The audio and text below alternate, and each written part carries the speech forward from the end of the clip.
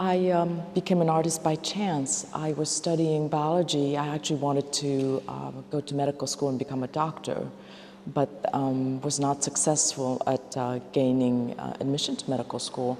So I went on to study graduate school in biology in the hopes of then reapplying to medical school again. While I was studying biology for a graduate degree, I stumbled upon a photography course and fell in love with the courses and considered becoming a photographer. And I did get into medical school, but eventually chose to follow my heart and pursue photography.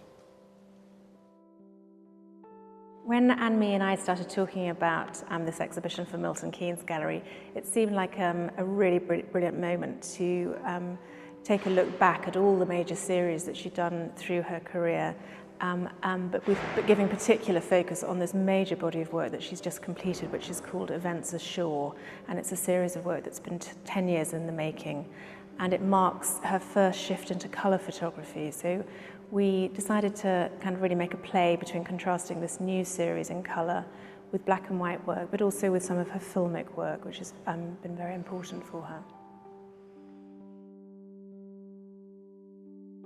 Events Ashore is this very ambitious, epic project that I got involved with that almost sort of drove me crazy because it lasted 9 years and involved a lot of traveling.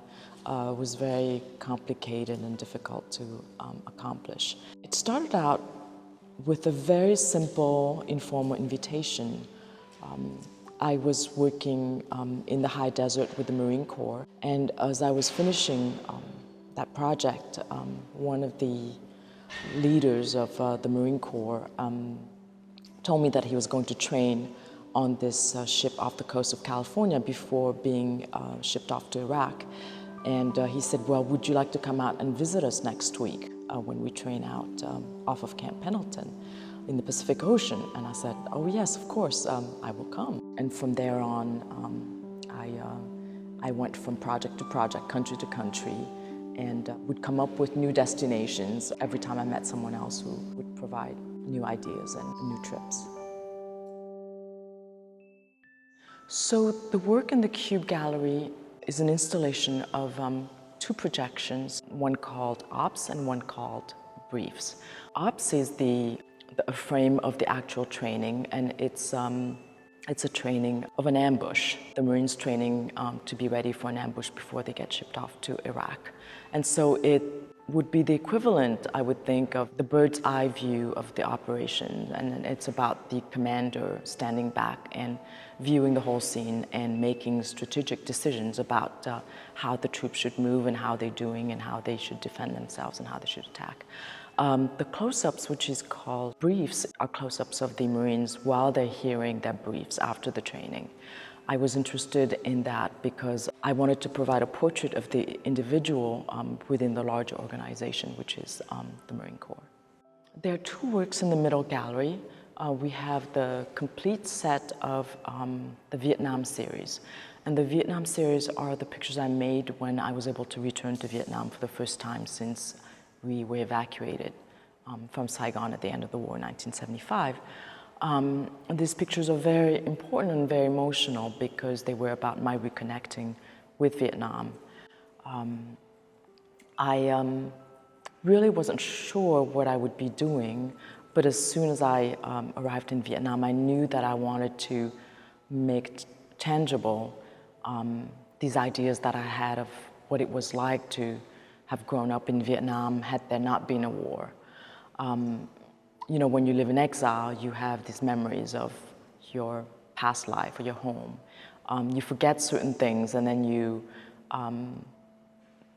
grab onto other memories and they become intensified. And so they become, you know, very specific and very skewed in a way.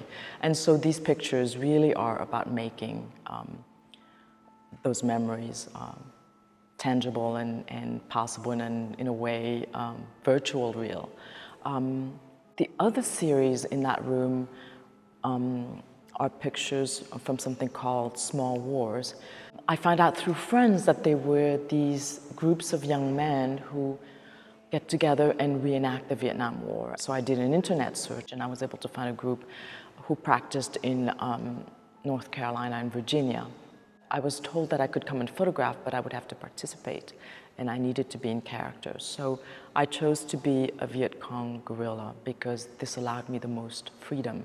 I could be with the Viet Cong or the North Vietnamese Army, and then be captured or turncoat, and then go onto the GI side. And that would give me the most flexibility to photograph the entire weekend of reenactments. I've known of Anne Lay's work for a number of years, and I think that she really stands out at the moment in terms of mid-career international photographers. I think she's a really exceptional photographer. And one of the things, I guess if I sort of distilled it down into why I think she's so great, is the fact that she is not only an artist working with the photographic medium, but I think she also has some incredibly powerful and profound things to say to us about the human condition. And she says those things in a very subtle way through these extremely beautiful but also very powerful photographs.